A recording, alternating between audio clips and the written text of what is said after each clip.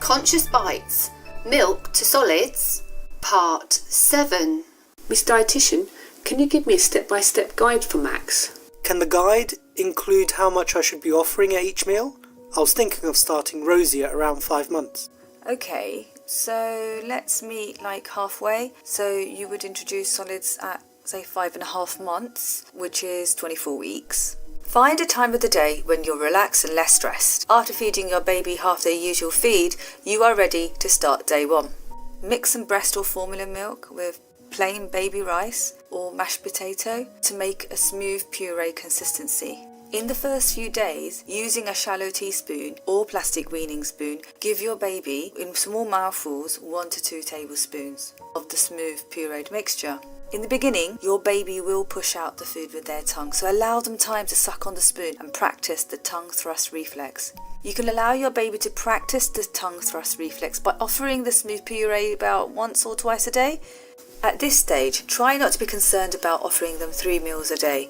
Continue to breast or formula feed your baby as usual, as milk is still very important for your baby. After a few days, you will notice that your baby is getting used to this new routine and has learnt the tongue thrust reflex and is eager to have more food.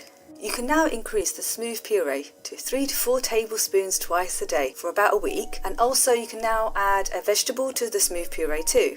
After a few days, you can also mix fruit into the smooth puree to provide a variety of tastes. Around week 3, that's when your baby will be exactly 6 months, you can progress on to 3 to 4 tablespoons of thicker mashed puree. Now that your baby is 6 months, you can include meat, chicken, eggs, cheese, fish, beans, wheat, breakfast cereals into your baby's diet. By 7 months, you may find your baby is ready to move on to 5 to 6 tablespoons of thicker, lumpier textures around 2 to 3 times a day. At 7 months, you can also offer some finger foods to chew on, such as soft carrots and cucumbers. But it's best not to offer your baby biscuits or crisps.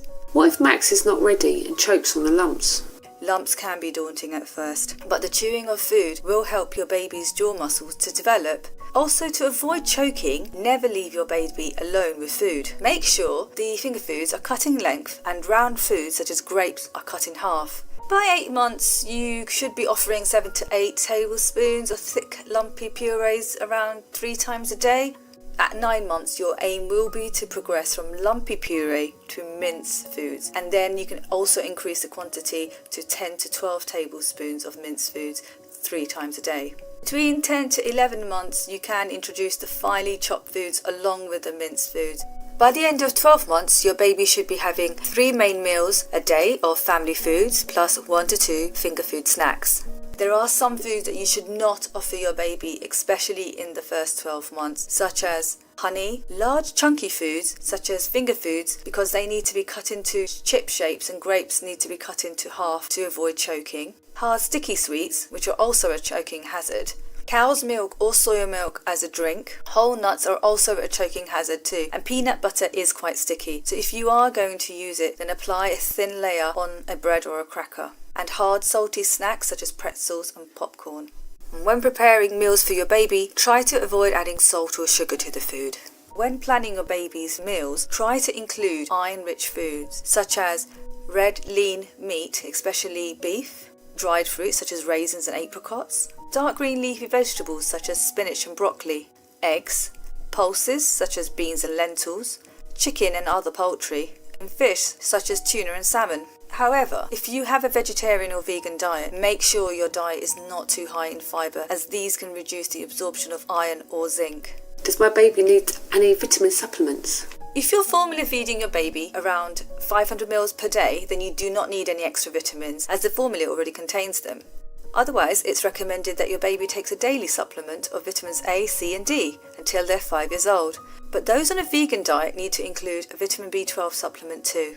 Miss Dietitian, can you give me a guide for baby-led weaning? Hi, I'm Miss Dietitian from Conscious Bites. Hope you enjoyed this episode. Please leave comments below and don't forget to subscribe. Follow us on Facebook, Instagram and Twitter. For more information, you can email us or check out our website. Bye!